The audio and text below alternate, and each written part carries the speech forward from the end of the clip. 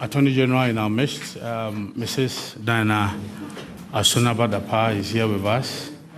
Also, another deputy, my own very good friend, Lawyer Tia is also here with us. Deputy General Secretary Haruna Mohammed is here with us. We have a host of national executive members here.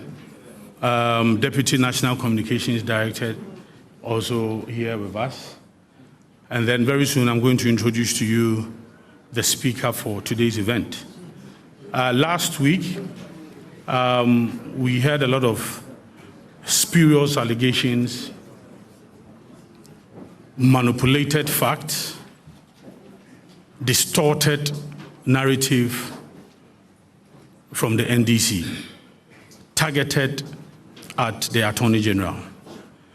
The Attorney General's credibility remains unblemished. He is one of the most hard-working Attorney Generals we've had in this republic. Very intelligent, very smart, and no amount of shenanigans, no amount of evil intention against him will suffice. Now, we have here today the NDC addressed the press where what is believed to be their evidence, the much talked about tape, was released today. Clearly, you could see that it was doctored. It is a manipulated tape. It is a cut and pieced together tape thrown out to create a certain impression. And we are here to respond to these evil-minded persons. Ladies and gentlemen, friends from the media, let me welcome one of the fine brains in Ghana when it comes to the law. He is the Legal and Constitutional Committee Chairman for the New Patriotic Party. He is also, during the presidential elections in 2020, he was the lead counsel for His Excellency the President. Very astute legal personality to address us today. Please, let's welcome the evergreen lawyer Frank Davis to address us.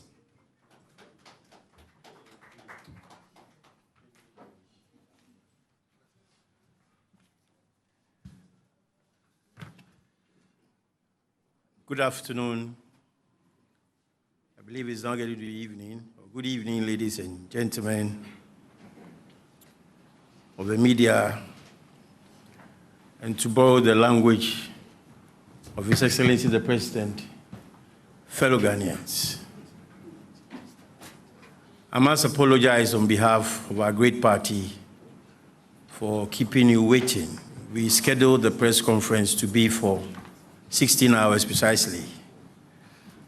But of course, we had to work on our script and make sure that we crossed our T's and dotted our I's. So thankfully, you have had the patience to wait for us, and we appreciate it. Thank you very much for your tolerance. This is a press conference to address Ghanaians on the desperate act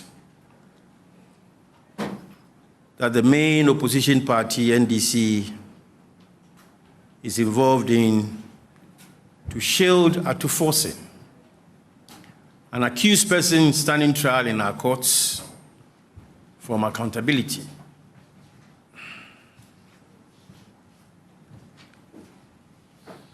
It is not in dispute that the justice delivery system is arguably the last bastion of a burgeoning constitutional democracy.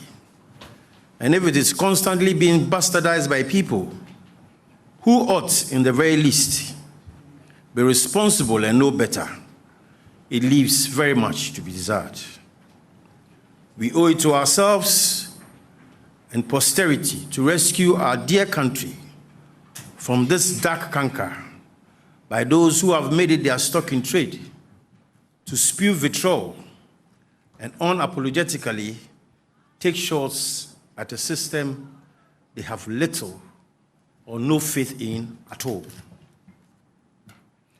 We have called you here because the NDC have since last week set in motion a malicious scheme fueled by lies, falsehoods, misrepresentations, blackmail, and needless pollution of the mass media, with the sole intention of obstructing the course of justice and scandalizing the criminal proceedings in the High Court, all in the bid to shield Atuforsen MP, minority leader in Parliament, and former Deputy Minister of Finance, and his associates from taking responsibility for authorizing some payments which resulted in a whopping sum of 3.27 million euros lost by the state, monies that belong to us all as Ghanaians. Ladies and gentlemen, you ask, how did we get here? On 22nd December 2011, Cabinet endorsed an executive approval of a joint memorandum submitted to Cabinet by the then Minister for Health and first accused person, Kesel Atuforsen, then Deputy Minister for Finance, for the purchase of 200 ambulances out of a medium-term credit facility of 15,800,000 euros between Standard Bank Ghana Limited and the Government of Ghana through the Ministry of Finance. On 1st December 2012, the Parliament of Ghana granted approval for the financing agreement between Standard Bank Ghana Limited and the Government of Ghana for the purchase of the 200 ambulances. By an agreement dated 19 December 2012, the Government of Ghana contracted a company in Dubai known as Big C General Trading LLC. In the course, we just refer to them as Big C, whose local agent is the third accused person, Richard Jakpa. And the company was to supply the 200 ambulances to the government, even though that company was unknown to the cabinet and parliamentary approvals regarding the transaction. By the terms of the agreement, advance payment for the contract was prohibited. Payment for the vehicles was stated in the agreement to be through letters of credit established for 25% of the contract price upon the delivery of every 50 ambulance vehicles. On 7th August 2014, in blatant disregard of the financing arrangement for the transaction approved by both Cabinet and the Parliament of Ghana, first accused, Kesel Atuforsen, authorized the Bank of Ghana to urgently establish the letters of credit for the supply of 15 ambulances amounting to 3,950,000 euros, representing 25% of the contract sum. At this time, it is instructive to state that not a single ambulance had been delivered. On 12 August 2014, first accused also directed the Comptroller and Accountant General to pay the sums of 806,688 Ghana cedis 75 pesos, representing bank charges covering the establishment of letters of credit for the supply of 50 ambulances, and further directed for the amount to be charged against the capital expenditure vote for the Ministry of Health. Ladies and gentlemen, all these directives by first accused, Kesel Atuforsen, were contrary to the agreement for the supply of the ambulances, as well as the parliamentary approval regarding the financing of the transaction. It is also important to note that Atuforsen's authorization of payments for the transaction was without any request from the Ministry of Health. In fact, the Ministry of Health had specifically asked Big C to stop producing the ambulances as there was no valid contract regarding the transaction. In spite of all that, Atuforsen, without cause and for reasons best known to himself, proceeded to authorize payment for the ambulances. Pursuant to the unlawful directives of first accused, Atuforsen, Big C shipped 30 vehicles in 3 consignments between October 2014 and February 2015, which were fundamentally defective and lacking in the basic requirements for an ambulance. In short, they were not fit for purpose. This was confirmed by a letter written by the then Minister for Health, Dr. Alesegbefia, and other assessments by the National Ambulance Service. In point of fact, Alesegbefia, in the letter to Big C, described the ambulances as ordinary vans, to wit, trotro. Interestingly, this same himself, Alesegbefia, was sitting with them in that press conference. These vehicles were never used and could not be used as ambulances during the whole tenure of the John Mahama administration.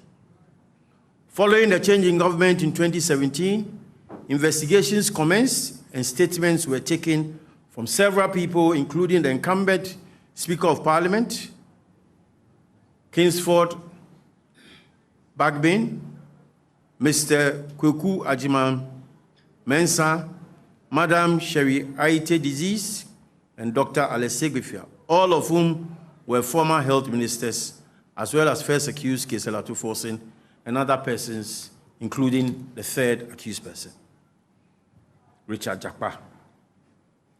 Out of these many people, the Attorney General, convinced that the willful act of Kesela Tuforsen had resulted in a financial loss of €2,370,000 to the state, charged him before the High Court, together with Sylvester Animana, the former Chief Director of the Ministry of Health, and Richard Jakpa, a businessman, for causing financial loss, abetment to causing financial loss, and misapplying public property. The proceedings before the High Court.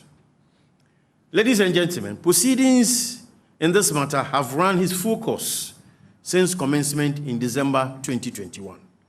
The prosecution, led by the able Attorney General, called 5 witnesses in proof of its case. Lawyers for first accused, in an attempt to truncate the proceedings, filed a submission of no case and urged the court to rule that Kesela Tuforsen had no case to answer, as no prima facie case had been made against him. This plea was outrightly rejected by the court, presided over by Justice Ifia Sewa Asaribotre, a justice of the Court of Appeal, sitting as an additional High Court judge. The court ruled, among others, that the Attorney General had led sufficient evidence to establish a case against Atuforsen and therefore ordered him to open his defense. Atuforsen subsequently opened his defense and also closed his case.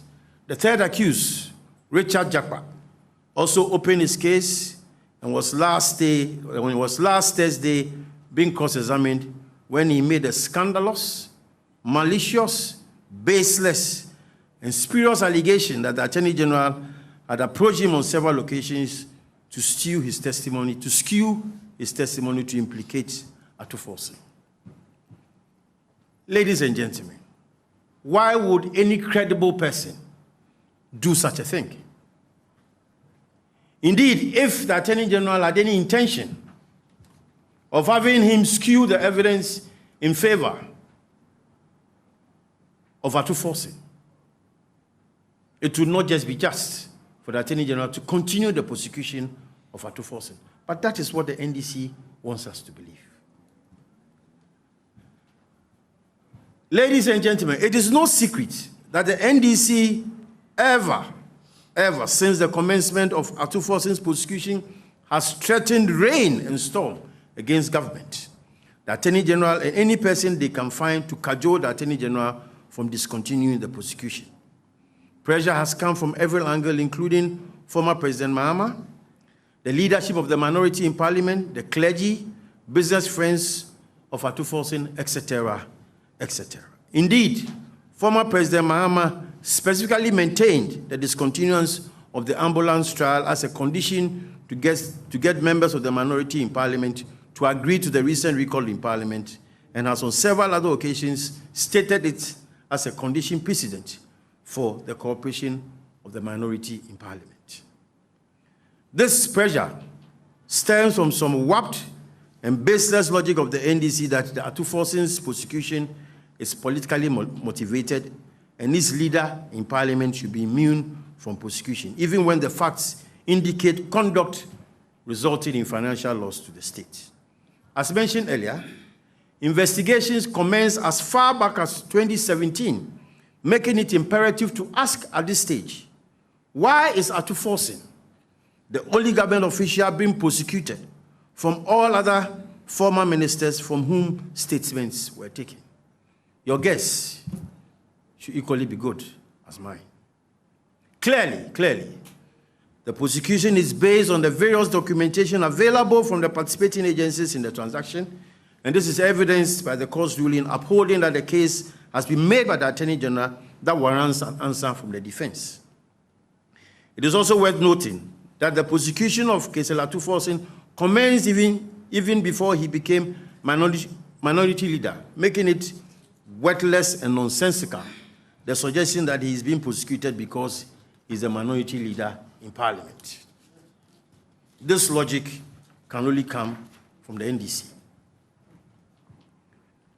Ladies and gentlemen, if at all, the only prosecution in this instance is the malicious and perennial dislike of the NDC towards the Attorney General since he assumed office, and the several attempts made by the NDC to stultify his work. The records are there clearly to show that right from his appointment as Attorney General, the NDC has spent one of the longest periods in our constitutional vetting system with the hope of impeaching his appointment. But the Attorney General remained resolute to their administration. You all watched the live telecast of his vetting in Parliament, and you saw what the NDC took him through. He survived the storm, and he's still our competent Attorney General. Having failed in all these endeavors, the NDC filed a motion for censure to remove Godfrey Dame from office as Attorney General soon after his appointment, but this also failed. The NDC have since his appointment held over 12 press conferences against the person of the Attorney General. What at all do the NDC want from this young man?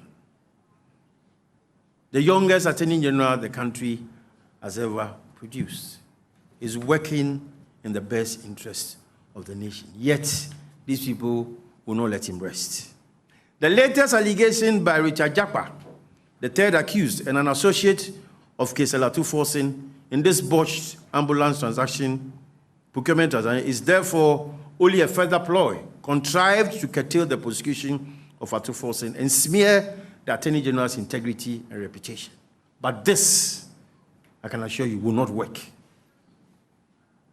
We firmly believe that public officials, regardless of social standing, must be treated equally before the law, and they should be accountable for their use of public resources.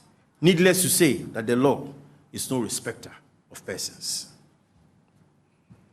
Ladies and gentlemen, the allegations by Richard Japa that the AG has on several occasions met him in private at odd hours and in person on phone to coax him to implicate the accused person is at complete variance with the prevailing facts. In fact, it is laughable.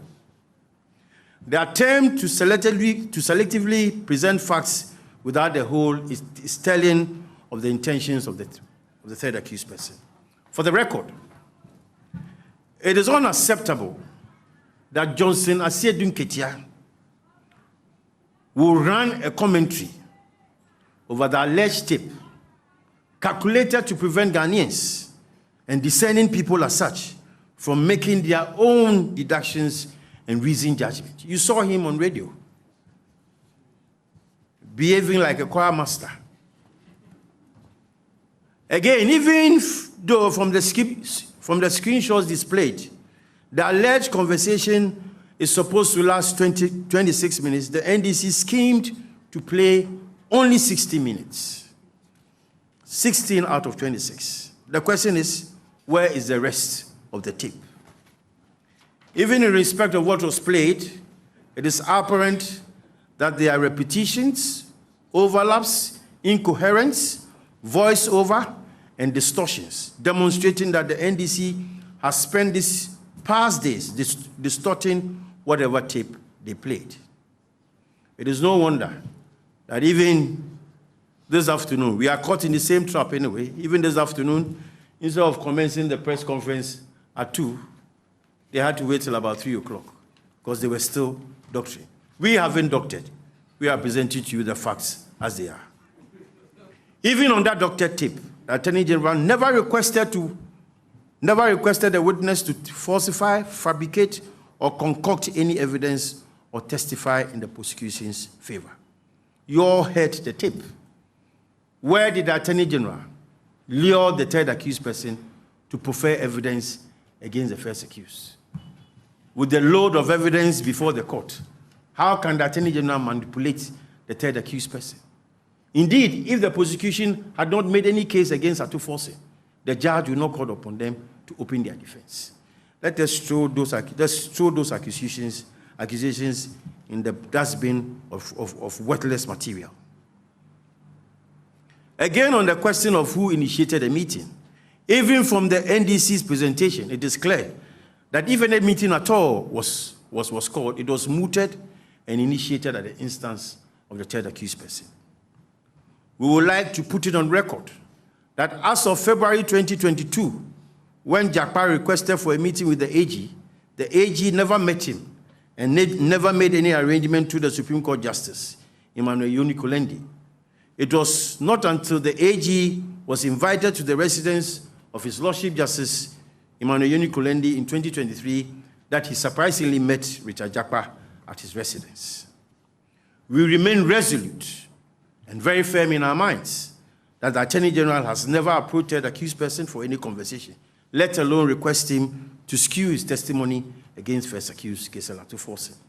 The only meeting at which the Attorney General met the third accused person was in the residence of a Supreme Court judge, His Lordship Justice Emmanuel Yoni-Kulendi, who, about 6 weeks ago, requested to see the Attorney General. It is not out of place for the Attorney General to visit the said justice upon request, more so when the two were friends, even before the elevation of the latter to the Supreme Court. Ladies and gentlemen of the press, we are all lawyers, we are all trained lawyers.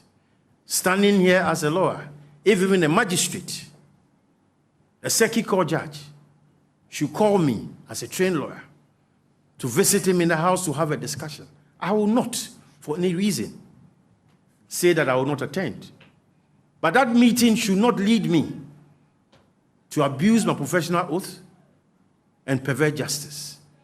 Lawyers and judges drink from the same bowl. The judges are lawyers before they became judges. So if a judge invites me to his house, what is offensive? And this is what the NDC wants to make capital out of. They have lawyers in their midst. Would they tell me that their lawyers never visit judges?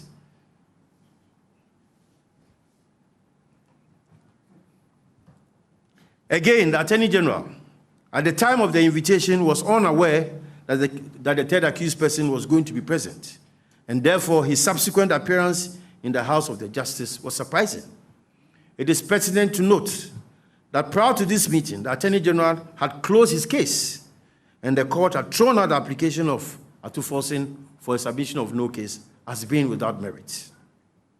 The third accused had also, by 4 different letters by his lawyers, requested and made proposals to the Attorney General for a plea bargain, which will see Big C, third accused principal, paid 2 million euros in exchange for the cessation of prosecution.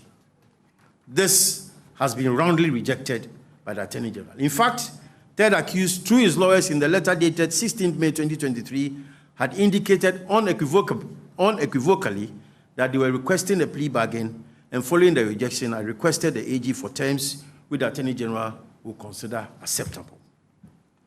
The Supreme Court judge, Justice Emmanuel Yoni-Kulendi, therefore sought to inquire whether there was room for a plea bargain, and the AG highlighted that he was not opposed, provided it was made in proper form, and assured third accused that he had nothing personally against any of the accused persons. The Attorney General further requested that since the charges principally focus on the public officials through whose actions the laws was occasioned, Richard Jakpa should show fidelity to the transaction records which were already in evidence. Finally, there's also a record that first accused himself, Kesela Tuforsin, had, in the company of a senior parliamentarian, visited the AG in his house to plead with him to end the prosecution. The NDC, in their press conference today, have conveniently failed, refused or neglected to respond to this fact, which was also contained in the response of the Ministry of Justice following the proceedings of Thursday. Why will Atuforsin go to the Attorney General to beg for a discontinuance of his prosecution, and the same person will, through another medium, say that the Attorney General is persecuting him? You can make the inference yourself. You are the best judges. Ladies and gentlemen, if the Attorney General desired to cajole the third accused as suggested, then the best avenue will have been following the third accused person's request for the AG to propose terms acceptable to him, and the several WhatsApp messages sent to the AG pleading with him. Clearly, the third accused person is a hired mercenary contracted to exploit his relationship with the Supreme Court judge, knowing the AG's inability to disrespect the said justice when invited after failing to secure a meeting with the AG. All this is against the backdrop that since the Attorney General was appointed into office, he has been, arguably, one of the most successful, both in and out of court. As remarkably noted by the President at the last State of the Nation's address, he has successfully saved the state over 10 trillion Ghanaian cedis, and his verve in protecting public resources is shown by his commitment to the prosecution of public officials whose acts have resulted in huge financial loss to the state.